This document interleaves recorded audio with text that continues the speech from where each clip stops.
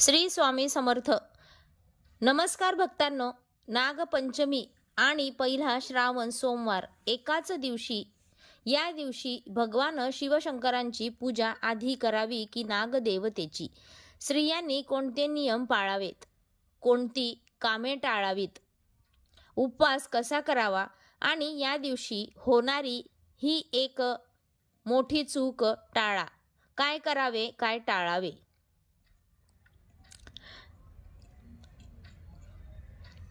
हर हर महादेव. यंदा 2026 मध्ये श्रावण महिन्याची सुरुवात गुरुवार 13 ऑगस्ट 2026 पासून होत असून शुक्रवार 11 सप्टेंबर 2026 रोजी श्रावण महिन्याची सांगता होणार आहे. श्रावण महिना हा भगवान महादेवांना समर्पित असलेला अत्यंत पवित्र महिना मानला जातो. या महिन्यातील प्रत्येक सोमवार विशेष महत्त्वाचा असतो. यंदा सोमवार 17 ऑगस्ट 2026 रोजी श्रावणातील पहिला सोमवार आणि श्रावण शुक्ल पंचमीला येणारी नागपंचमी हे दोन्ही शुभयोग एकाच दिवशी आले आहेत. त्यामुळे हा दिवस भगवान शिव नागदेवता यांची पूजा करण्यासाठी अत्यंत शुभ मानला जातो.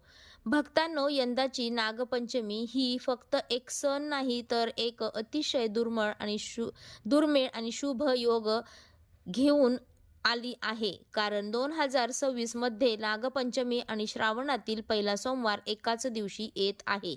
भगवान शिवांचा अत्यंत प्रिय वार आणि शिवाच्या गळ्यात विराजमान असलेला नागदेवता पवित्र सण हे दोन्ही एकाच दिवशी येणे ही साधी गोष्ट नाही.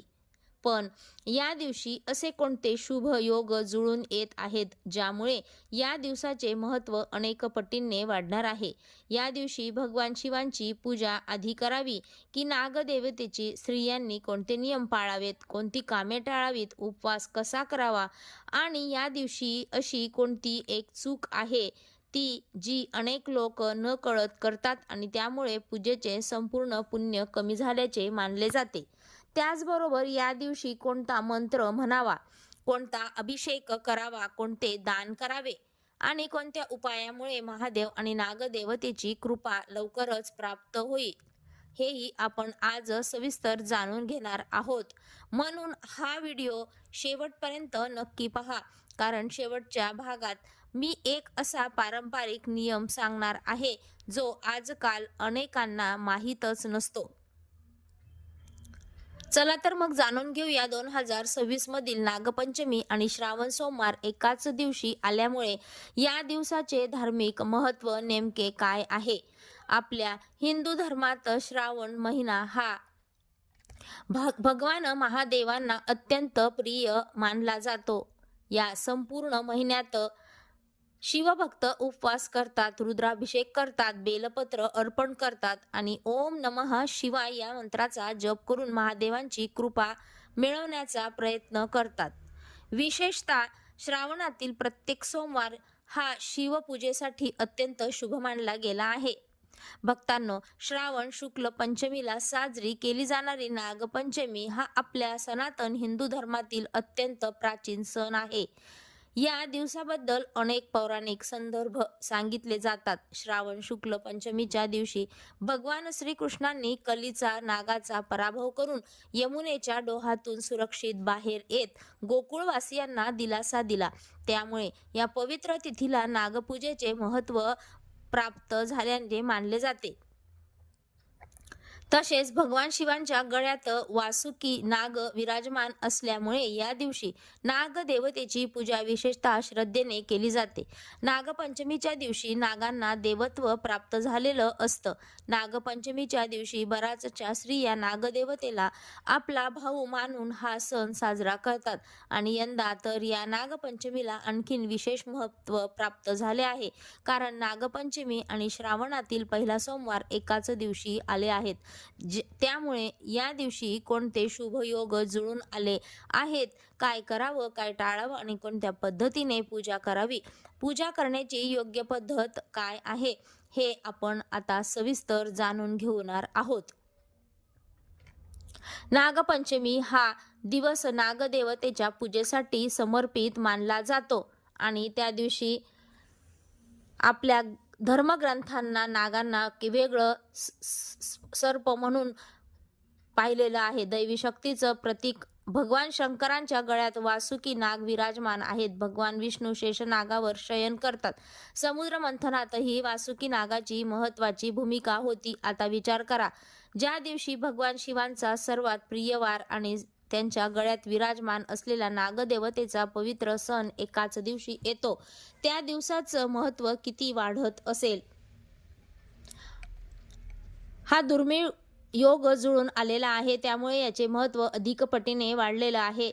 त्यामुळे या काळामध्ये जेवढं शक्य होईल तेवढं तुम्हाला जप, तप, दान, उपास, व्रत आणि काही प्रभावी उपाय देखील या दिवशी करायचे आहेत. या दिवशी भगवान शिव आणि नागदेवतेची भक्तिभावाने पूजा केल्यास शिवकृपा तर प्राप्त होतेच, पण जीवनातील अडथळे दूर व्हावेत, कुटुंबात सुखशांती नांदावी आणि नकारात्मकतेपासून संरक्षण मिळावे अशी प्रार्थनाही केली जाते.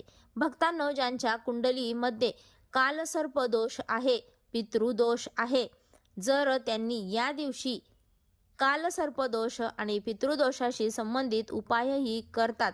मात्र असे उपाय जाणकार गुरु, पुरोहित किंवा ज्योतिषांच्या मार्गदर्शनाखालीच करावेत. परंतु भगवान शिवांची उपासना, महामृत्युंजय मंत्राचा जप, ओम नमः शिवाय या मंत्राचा, पंचाक्षरी मंत्राचे स्मरण आणि नागदेवतेची श्रद्धेने पूजा ही प्रत्येक भक्ताने करावी. पण भक्तांनो, 2026 मधील ही नागपंचमी फक्त श्रावणी सोमवारामुळेच विशेष नाही, तर या दिवशी काही शुभ योगही जुळून येत आहेत. या योगांमध्ये पूजा केल्यास त्यांचे धार्मिक महत्त्व अधिक वाढल्याचे पंचांगात सांगितले जात आहे. मग नेमके कोणते शुभ आहेत? 2026च्या नागपंचमीला जुळून येत आहे, यांचा लाभ कसा घ्यायचा आणि याची पूजा कोणत्या वेळेत केल्यास अधिक शुभ मानली जाते, हे आपण पुढील भागात सविस्तर जाणून घेऊया. भक्तांनो, आता आपण त्या प्रश्नांचं उत्तर जाणून घेऊया ज्याची अनेक जण आतुरतेने वाट पाहत असतात. यंदा नागपंचमी आणि श्रावणी सोमवार एकाच दिवशी आहेत, पण या दिवशी असे कोणते शुभ योग जुळून आले आहेत ज्यामुळे हा दिवस अधिक पवित्र मानला जातो?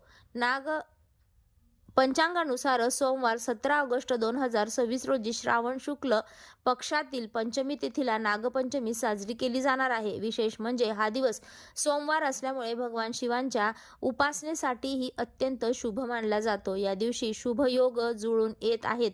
नावाप्रमाणेच शुभ योग हा देवपूजा, मंत्रजप, दान, व्रत, अभिषेक आणि धार्मिक कार्यासाठी अनुकूल मानला जातो. अनेक पंचांगांमध्ये या योगात केलेली भक्ती अधिक मंगलकारक मानली जाते. याच दिवशी चित्रा नक्षत्राचा प्रभावही आहे, त्यामुळे सकाळी स्नान करून भगवान शिव आणि नागदेवतेची श्रद्धेने पूजा करणे, मंत्रजप करणे आणि मनापासून प्रार्थना करणे विशेष शुभ मानले जाते. भक्तांनो, आता सर्वात महत्त्वाचा प्रश्न म्हणजे 17 ऑगस्ट 2026 रोजी जेव्हा नागपंचमी आणि श्रावणातील पहिला सोमवार एकाच दिवशी आले आहेत, तेव्हा दिवसाची नेमकी पूजा कशी करावी? अनेक जण हा प्रश्न विचारतात की प्रथम भगवान शिवांची पूजा करावी की नागदेवतेची. चला हे सविस्तर समजून घेऊया. या दिवशी ब्रह्ममुहूर्तावरती किंवा सूर्योदयानंतर लवकर उठावे, स्नान करून स्वच्छ आणि शक्यतोवर पांढऱ्या किंवा फिक्कट रंगाचे स्वच्छ वस्त्र परिधान करावेत. पूजा करण्यापूर्वी देवघर स्वच्छ करावे आणि मन शांत ठेवून भगवान शिव व नागदेवतेचे स्मरण करावे. त्यानंतर घरातील शिवलिंग आणि मंदिरात जाऊन भगवान शिवांची पूजा करून सुरू करावी. कारण सोमवार हा महादेवांचा दिवस आहे, त्यामुळे प्रथम शिवपूजा करून नंतर नागदेवतेची पूजा करावी. तर पहिल्यांदा आपल्याला शिवलिंगावर स्वच्छ पाणी अर्पण करावे. त्यानंतर दूध, शक्य असल्यास पंचामृताने अभिषेक करावा. त्यानंतर पुन्हा स्वच्छ पाण्याने अभिषेक पूर्ण करावा. बेलपत्र, पांढरी फुले, धूप, दीप आणि फळ अर्पण करून श्रद्धेने ओम नमः शिवाय या मंत्राचा जप करावा. वेळ असेल तर महामृत्युंजय मंत्राचा जपही करू शकता. यानंतर नागदेवतेची पूजा करावी. जर परिसरात पूजेसाठी वारूळ असेल तर तेथे जाऊन पूजा करू शकता. घरात नागदेवतेचे चित्र किंवा प्रतिमा ठेवून पूजा करावी. हळद, कुंकू, अक्षदा, वृक्ष, फुले, आघाडा, दुर्वा अर्पण करून मनापासून प्रार्थना करावी. नागदेवतेला दूध आणि लाह्यांचा नैवेद्य दाखवावा. तसेच आमच्याकडे कणकेपासून आणि पुरणापासून बनवलेले उकडलेले कान्होले नागदेवतेला नैवेद्य म्हणून दाखवतात.